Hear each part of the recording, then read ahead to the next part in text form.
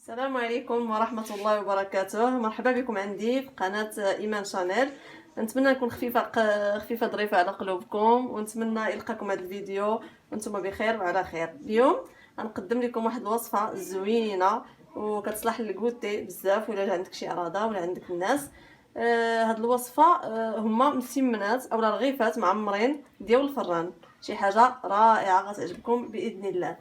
ما نطولش عليكم، نبداو في الوصفه. اول مكون هو الفورص. عندنا هنا نص كيلو ديال الفورص. بالنسبه اللي ما عندهمش الميزان، نص كيلو ديال الفورص هما 5 الكيسان ديال العنبه. 5 الكيسان ديال العنبه، كاس العنبه المعروف اللي هو هذا 5. غنديروا معاه نص ديال 5 الكيسان، يعني 2 الكيسان ونص ديال دقيق الفينو اللي كاين يقول لي سبيسيال. المهم دقيق الفينو. وغادي نديرو معاهم واحد المعلقه صغيره ديال السنيده وشويه ديال الملح، وغنديرو معلقه ديال لا موطارد. غيجيكم الموطارد شي حاجه غريبه في هذه العجينه، ولكن راه كيعطيها واحد هو والزبده كيخليو العجينه الاستيك وكتطوعكم وكتطوعكم وكتخليكم انكم تتشكلوها باي شكل بغيتو. غنبداو ان شاء الله باذن الله. غنعجنوا هذه العجينه ديالنا باش نخليوها ترتاح. بسم الله. عندنا بشويه الماء دافي، راه ما فيها البنات لا خميره لا حتى شي حاجه، كتجي مزيانه باش حتى الا خليتوها كترتاح وكنتم مشغولين ما كتخافوا والو. كتمشيو تقضيو شغالكم، تغطيوها وقت ما ساليتو كتشكلوها الشكيلات اللي بغيتو. بسم الله. عجنوا العجينه ديالنا، العجينه المعتاده بالنسبه اللي عندهم العجانه. ممكن انكم تستعملوا العجانه، كديروا فيها الدقيق وكاع المكونات وتبقاو تخويو الماء شويه بشويه وتخدموا العجينه بداك اليد اللي بحال الكا. هذاك هو اللي خاص بالعجينه اللي كنعجنوا به الصابلي وكاع العجائن. صافي غنعجنوا هاد العجينه ديالنا ان شاء الله ونتلاقاو من بعد ما نكوروها. ها هي العجينه ديالنا البنات، جمعناها، ولكن ها نتوما حاولوا تخليوها شويه قاصحه. شتو شويه ماشي رطبه وماشي، فهمتي، هي قاصحه.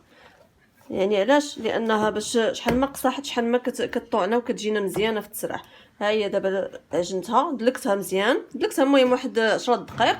غادي نحيدوها من سميتو، غنديروها في شي بول، في شي زلافه عندنا ولا هذا، وغادي نغطيوها بسلوفان ولا بلاستيكه نقيه ولا اللي عندنا. غادي نغطيوها باش ترتاح.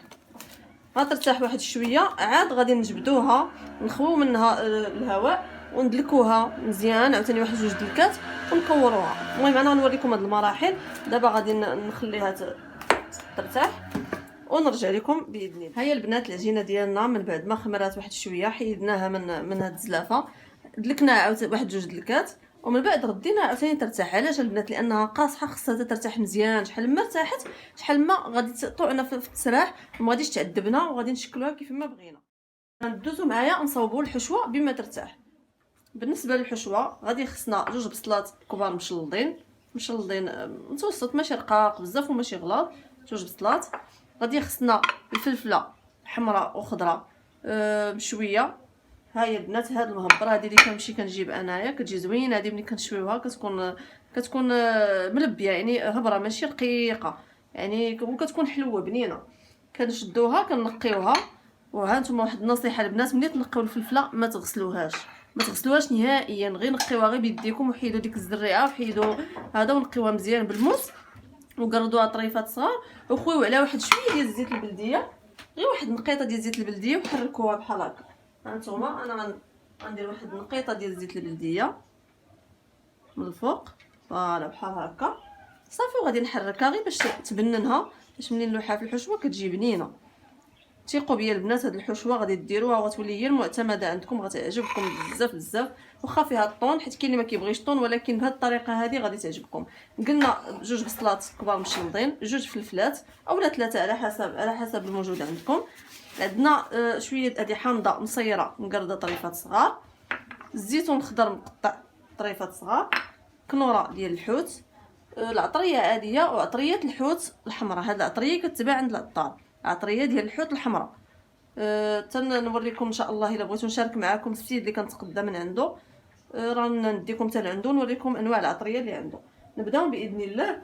غنشدو مقله، غنديرو البصله ديالنا،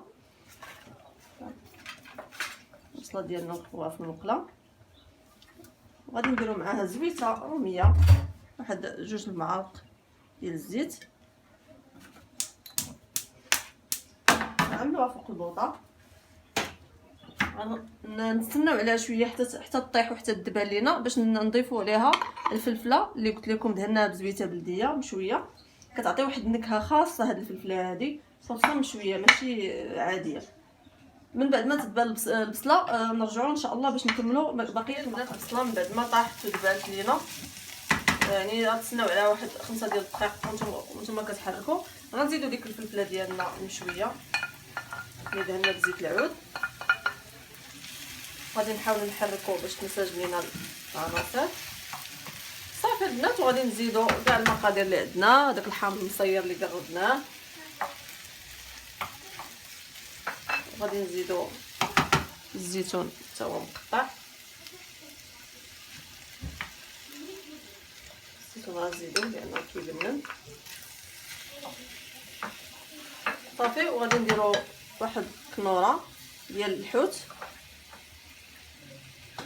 هذه اختياريه فاكولتاتيف، اللي بغى يزيدها يزيدها، اللي ما كيديرش كنور راه غادي يكتفي غير بالعطريه. غنديروا مليحه،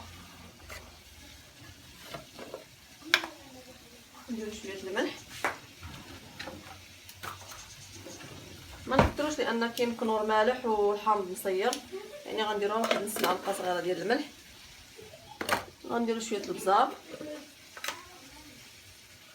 حتى هو ما نكثروش بزاف لان كاينه الهريسه، غنديروا شويه الهريسه. هذه عطريه الحوت الحمراء اللي قلت لكم، هذه حاولوا شحال ما درتو مزيان 2 معالق صغار. صافي، والهريسه ديالنا على حسب كل واحد كاين اللي كيبغي الحشوه تكون حاره، كاين اللي لا. غادي يجي غتعجبوا تقولوا هاد الكوزينه ماشي هي الكوزينه ديالي اللي طيبت فيها النهار الاول. انا البنات جيت عند الوالده ديالي الويكاند، كنجي انا وبنياتي كنباتوا معاها. ايوا اقترحت عليا، قالت لي علاش ما نديروش الكوتي هاد الرغيفات، وهي بغيت يطيح لي في بالي انني نشارك معكم هاد الوصفه هذه، لانها فعلا وصفه كتستحق التجربه، زوينه. كيجيو رغيفات مقرملين حتى الوليدات كتعجبهم، كيسحبهم الناس. راكم دايرين هما بورقه البسطيله وهي راه غير العجينه ديال المسمن. ها هي العجينه ديالنا البنات. من بعد ما سميتو، من بعد ما ارتاحت لينا مزيان، ها هي دابا ما بقاتش قاصحه، رطبات. ها هي نكوروها في هذا الحجم هذا، صغر من الحجم ديال البيضه. كنحطوها في واحد البلاطو، انا غلفتو بالفيلم الغذائي ودهنتو بشويه ديال الزيت.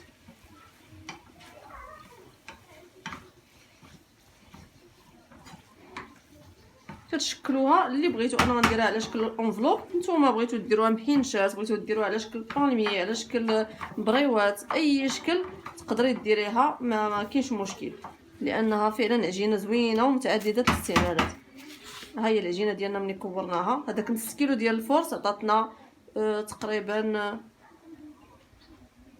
واحد 22 حبه. غادي نغطيوها بفيلم غذائي اولا بلاستيكه، نخليوها بيد ما الحشوه توجد لينا. غادي نبداو نسرحوا، غنوريكم الطريقه كيفاش. هاد الحشوه ديالنا نسيت البنات، اخر تتحرك وتشحر لينا. غادي نزيدو الطون، اخر حاجه غنزيدوها هو الطون. هنا عندي 2 علب ديال الطون مصفيين من الزيت، والشعريه الصينيه مرطبه في الماء سخون، وشديتها صفيتها مزيان، استقطرات من الماء، وقطعتها غير بالمقص، اولا الا عندك ديك القراده دقدقيها بالقراده. ها هي حتى هي غنديروها في اخر المطاف. صافي. وعندنا هاد الزيتون كحل، راه كيتباع بحال هكا مقطع، راه كيكون بزاف في رمضان. ولا مشيتوا للبلايص ديال الزيتون، قاع ديال الزيتون كتلقاوهم تيبيعوهم، راه كيكون مقطع زوين، كيجي دوائر زوين من الفوق. غنوريكم المنظر ديالو كتيجي ملي كيطيب. وصوص الصوجا واحد المعلقه غنزيدها دابا، حتى هي كتعطي واحد البنه لهاد الحشوه ديالنا.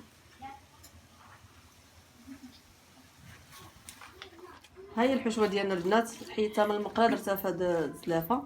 غادي لحت الطون، غادي نزيد دابا الفيرميسيل. نتوما كتحركوا.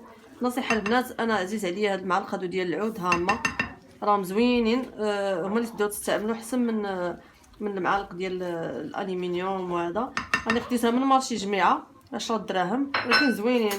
راه كيبقاو قال لي راه من العود ديال الليمون، يعني صحيين وما كيجرحوش المقالي والكاسرونات. وهذا كاين فيهم الاحجام الصغير والكبير. حتى هاد الزيتونه البنات راه لقيتها في مارشي جميعه. هنا القاعات اللي حدايا ما لقيتش، ولكن مارشي جميعه حتى هو اللي قريب هنا الوالده ديالي وانا كنتقدى منه لقيته عندهم. المارشي هذا راه فيه كل شيء، فيه مالين الحوت، فيه مالين الدجاج، مالين. راه اللي في كازا راه غيعرفوا مارشي جميعه، راه معروف. حنا غنحركوا هاد الحشوه ديالنا مزيان باش تنسجم. اخر المطاف نزيدوا لها واحد شويه ديال فرماج احمر محكوك وشويه ديال الربيع مقرد صافي، ونحطوها على جنب باش نبداو نسرحوا العجينه ديالنا. هانتوما البنات زيت لاطه ديال الفرن الكهربائي، فرشت لها بابي كويسون، درتو بشويه ديال الزيت. غنحطها هنا في الجنب ديالي.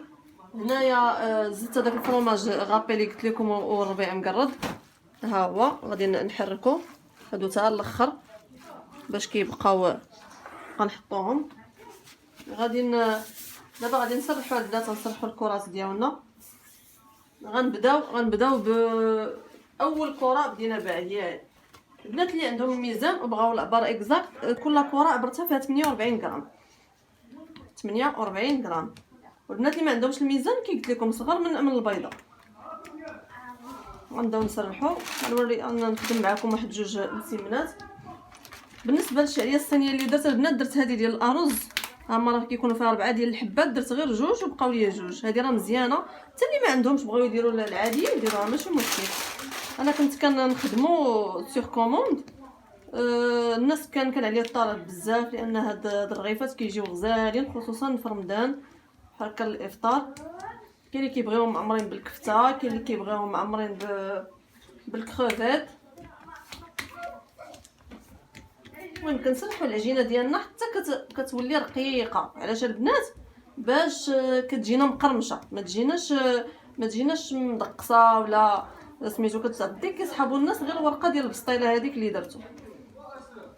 غادي نسرحوا عادي بحال المسمنه عاديه حتى كتبان لينا هكا الرخامه، كتولي تبان. حتى هاد الجناب هادو ما تخليهمش غلاظ صافي. وكنطروهم عادي، ما ندهنوهم لا بالزبده ولا حتى شي حاجه.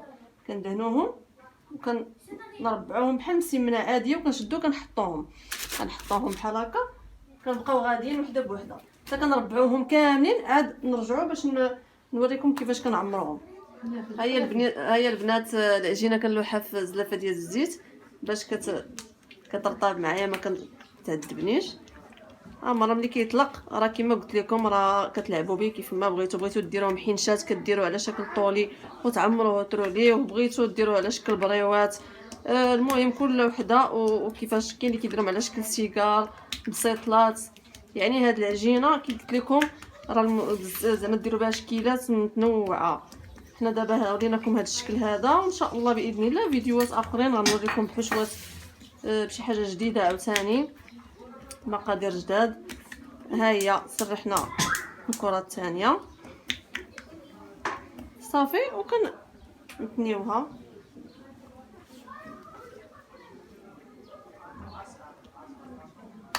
كنمشيو لديك الاولانيه اللي درنا الاولى. غادي نسرحوها بحال هكا.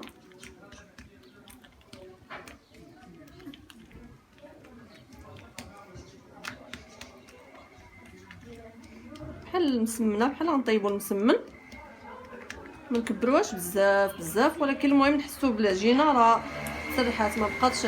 كناخذوا شويه ديال الحشوه قياس يدينا، غير اللي هزات لينا يدينا كنديروها هنا الوسط ياك. وكنجيبوا هذا الجناب، كل جنب مع داك اللي مقابل معاه. كنجيبوا الجنب الاول وكنحطوا عليه الثاني، كنجيبوا الثالث ونحطوا عليه الرابع بحال شي انفلوب.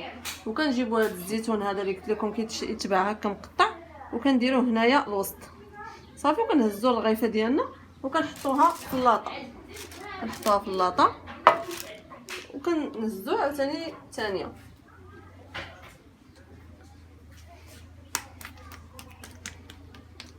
نفس الطريقه نستعملوا بالزيت، كنسرحوها وكنعمروها ونحطوهم. غير جربوهم البنات، انا على يقين انهم غادي يعجبوكم. ها هي الطريقه، الطرف الاول، الطرف الثاني، الثالث والرابع، وكنسدو بزيتونه فوالا، نهزوها بشويه ونحطوها في اللاطه، وهكذا حتى نكملوا المربعات كاملين اللي عندنا.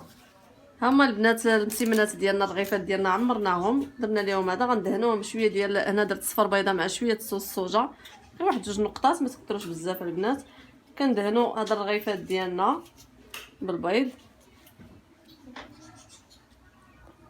وغادي نزوقوهم بشويه ديال البافو.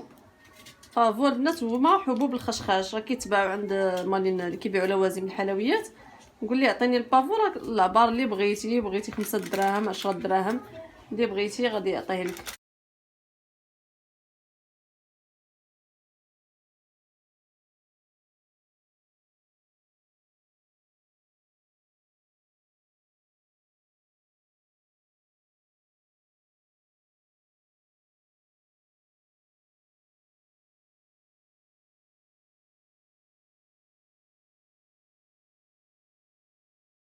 ندخلوهم الفرن على درجه حراره 180 حتى 200 درجه، خصو يكون ساخن البنات، شعلوا ليه الفوق والتحت. بالنسبه للفرن ديال الكهربائي، بالنسبه اللي عندهم الفرن ديال الغاز، شعلوا لتحت، جهدوه شويه مزيان باش يتنفخ ويجي واقف بحال باش يجي مقرمش، تيبان لكم تحمر مزيان من الجناب، عاد شعلوا ليه الفوق صافي. وحنا غنوريكم الطبق النهائي ملي غادي البنات الرغيفات ديالنا بصحتكم. ما نقولش لكم البنات كيف جاو مقرمشين، عرفتي، ولداد لداد لواحد الدرجه ما كتصورش. نتمنى انكم تجربوهم، وحاولوا تدعموني باشتراك القناه ديالي، وتابوناو معايا وفعلوا الجرس، كاين واحد الجرس تما وركوا عليه باش فيما ندير شي فيديو جديد يوصلكم الجديد ديالي. ها هي من الداخل كيفاش كتجي البنات، يعني ما نقولش لكم بحال مصوبينهم بالورقه ديال البسطيله. نتمنى الفيديو ديال اليوم ما نكونش طولت عليكم. الى وصفه مقبله باذن الله.